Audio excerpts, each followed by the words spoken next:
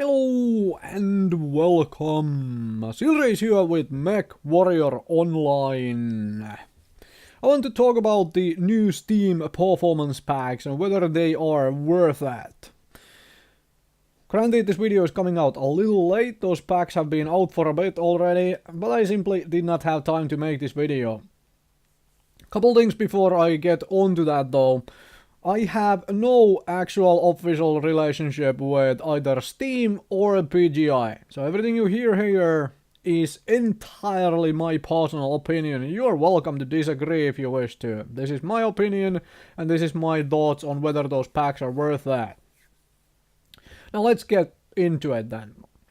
So I'm gonna go through them in light, medium, heavy and assault packs, but firstly I'm going to talk about all of the, extras essentially in these packs, because those are the same. Firstly, you get the mech base for the two mechs, so you don't need to buy mech base to mount the two mechs into. And you also get the hot rod flame camouflage pattern for the two mechs. But you also gain 3 colors. You gain the black, red and orange colors, certain ones of those. However, those colors are the same in every pack. So essentially there is little overlap there already, because you cannot unlock the same color multiple times anyway, so if you want to buy multiple packs you're kind of losing the color unlock right then and there. Missed opportunity by PGI, they should have had different colors in the different packs. And on the Steam page there is something odd going on, because it's listed as consumable items at the very bottom of the list, and the premium time, the MCs is meaning Mechwarrior credits, which you can use to buy stuff from the in-game store, and C-bills, which is the in-game currency you earned by playing. Increasing amounts of MC and C-bills, whether you're buying the light mech pack and or the ones essentially the bigger packs above medium, heavy and assault have more MC and C-bills in them. However, Mechwarrior Online already has consumable modules, so this is confusing wording, don't let it confuse you. I don't know why they chose to call them consumable items. Anyways, let's get on talking about the mechs themselves in these packs. So in the light mech pack you have Panther 10k for the Inner Sphere and you have Mist Links for the clans. Now, Mist Links for the clans is completely and utterly outclassed by the Arctic Cheetah at the time of making this video. So, essentially, there went the performance title for this pack already. But Mist Links mostly suffers from the fact that, well, it's outclassed, but also it is a 25-ton light mech which has a hard-bound piece of clan equipment. It has clan active probe which you cannot remove. That thing weighs 1 ton, and on a 25-ton mech, well, that 1 ton is kind of a big deal. You would like to be able to swap that to maybe a bigger gun or whatever, you know, but nope, you can't do that. So Mist Links, not really a good purchase at the time. Panther 10k is a light mech which does not do the traditional light mech stuff in Mechwarrior Online. It has very low engine cap, as in it can never move as fast as most other light mechs, and it is a support fire light mech. These two mechs conflict with each other a whole lot. For example, if you compare Mist Links to a Panther 10k, their roles tend to be quite different, and also, well, obviously Mist Links being an Omni mech, you can fit it for a long range or a shorter range fire, but yeah. So there is some really odd things going on here. They could have done very, very different things, like put a Raven here for the Inner Sphere and Kid Fox for the clans, for example.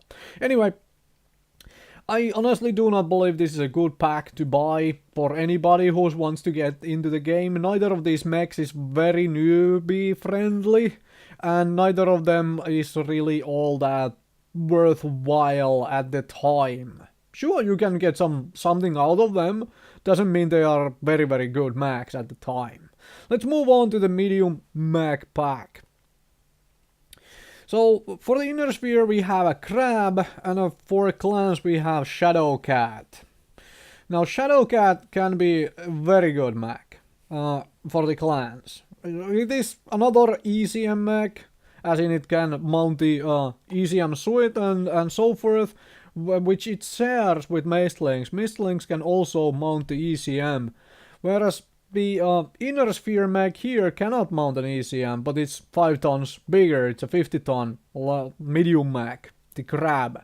The crab is, however, an entire laser mech. So if you wanted to do anything else but shoot lasers and possibly PPC blasts at people, you're kind of out of options with the crab. However, crab is one of the newer mechs, and so is the Shadow Cat, so you're getting something out of that here. In my honest opinion though, they could have really bought something else here and gotten a way easier, way better deal. Now Shadow Cat is the key here. In my honest opinion, if you want to buy the medium mech performance pack, you are buying it for the Shadow Cat. Don't ever buy this for the crab. In all honesty, just don't.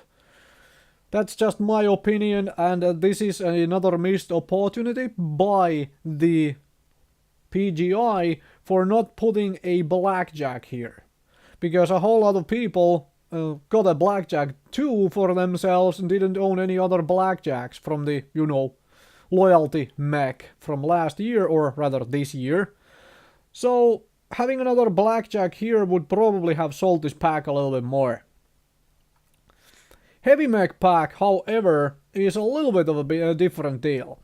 Interestingly enough, there is a Grasshopper and an Ebon Jaguar here. Why I'm saying interestingly, because we already had a laser mech in the medium mech pack, in the crab. And now we have another one for the inner sphere here in the heavy mech pack. We have a Grasshopper, which is basically a laser mech. If you don't want to fire lasers or shoot PPCs, you probably don't want this pack either, because Grasshopper is all about the lasers. Ebon Jaguar, however, while it's no Timberwolf, it is a very well-performing heavy mech anyway.